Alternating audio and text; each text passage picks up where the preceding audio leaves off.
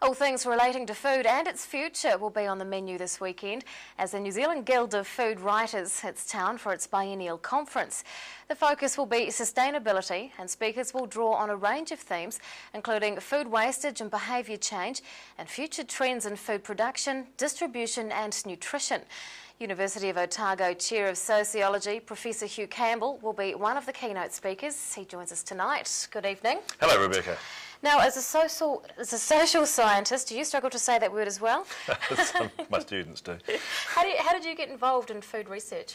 Oh, well, it's a central issue in food, in sort of our political life. And so, I mean, there's no reason why we would ignore food, although it was for many, many decades not a particularly strong element of our curriculum.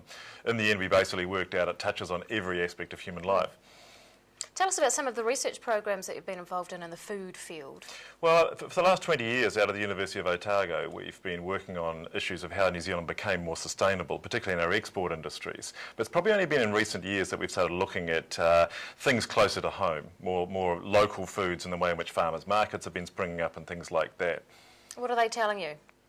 Well, I think that New Zealand initially led the world into food export industries being certified as more sustainable. Well, some of our export industries did anyway.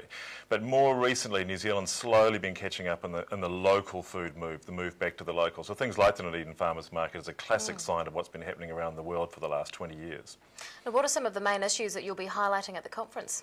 Well, the conference I'm talking about the way in which things in the world changed after 2008. So with the world, we think of the world financial crisis as being the big thing that changed in the world after 2008, but really there was also a major world food crisis, and food prices went through the roof around the world, causing enormous hardship.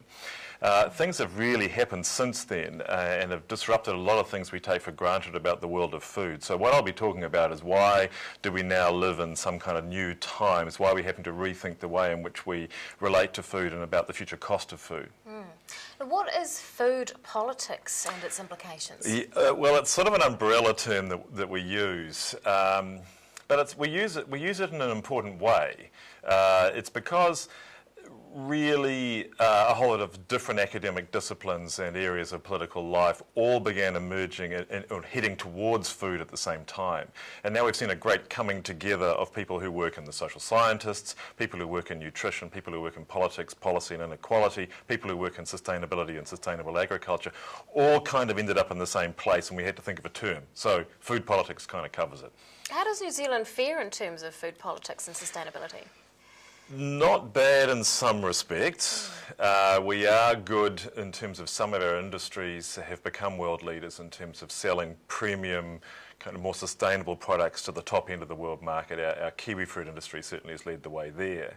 But kind of slowly getting there in terms of local food politics, although in the last 5 years you've seen a whole lot of New Zealanders become more turned on to environmental issues.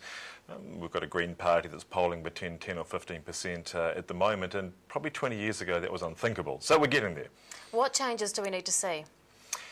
Probably, I think the one thing that New Zealand has struggled to get is a strong sense of food culture, which is very ironic given we're a major food exporting country. So I grew up around dairy farming and sheep farming, and we grew up at a time when New Zealand was a major dairy exporter but only produced about 5 different products. Now, finally, some decades later, we have specialty cheeses emerging. We are actually starting to appreciate the kinds of things we can produce in New Zealand. And I think developing a sort of a deep and interesting and robust food culture in New Zealand is at the heart of a whole lot of things going forward. Is that the main message that you'll be imparting at the conference? Almost. It's that plus one more thing. The one more thing is that food politics, well, a whole lot of environmental politics is very negative. We get trapped in these kinds of you must not spirals. We're looking at fossil fuels around climate change and thinking we've got to get rid of those. And people are just basically asked to sacrifice and cut and think about the future and tighten the belt and all that kind of thing. All those things which we might have to do anyway. Food politics is different. Food politics is positive. Food's tasty. Food is fun. Food's good. So that's why it's a good thing to get into. University of Otago Chair of Sociology, Professor Hugh Campbell, thanks very much for your time. A pleasure.